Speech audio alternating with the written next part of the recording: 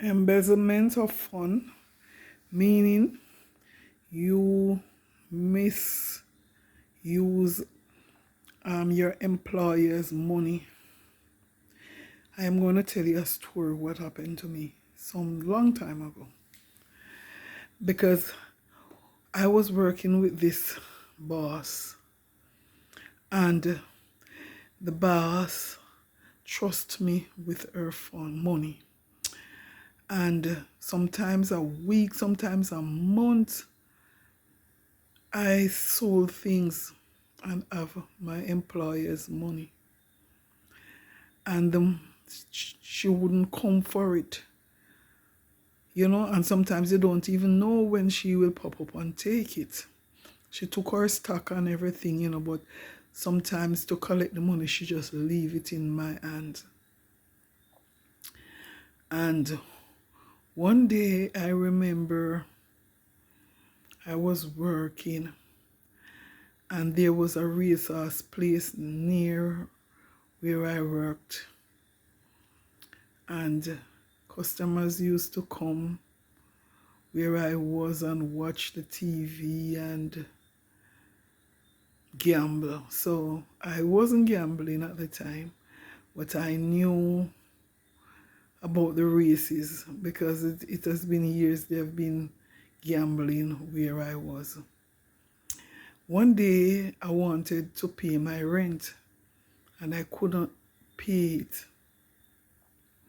And I had to, when I go home each night, I have to walk through my landlord kitchen to reach where I live, my part of the house.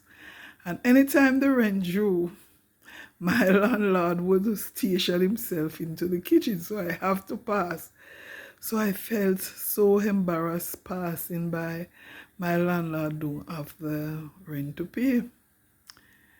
So I remember that day I had the last $170 Jamaican dollars, and I put it on 3 horses. I boxed them, buy them in Quinella. And the 3 horses came in 1, 2, 3. Yes, first, second, and third. And I won about 7,000 odd at the time. 7,000 odd was plenty money because my rent at the time was 2,500. 2 rooms and a kitchen. And 2 rooms and a bathroom. So I cook in one, like living room, and I cook there.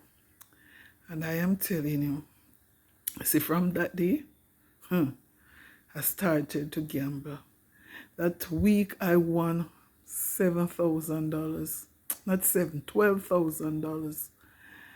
And from that time I became a racehorse, a gambling addict. Racehorse, gamble addict. And I gamble my pay. I gamble this, I gamble that, so until I started to gamble my boss money. And then I tell you, I was fretting many times my boss. I have an idea that the boss would come and collect the money. I would borrow it back from friends and families. And it wasn't an easy task because it stressed me out. And I can't stop gambling because I'm trying to win back the money. So each time when the boss get the money and I sell, I pay back my family member out of my boss money and still have a balance there, knowing that I have to pay. But I couldn't balance. But the good thing about it, I was throwing a partner. And when I get the partner draw, I just balance off my boss money and I resign.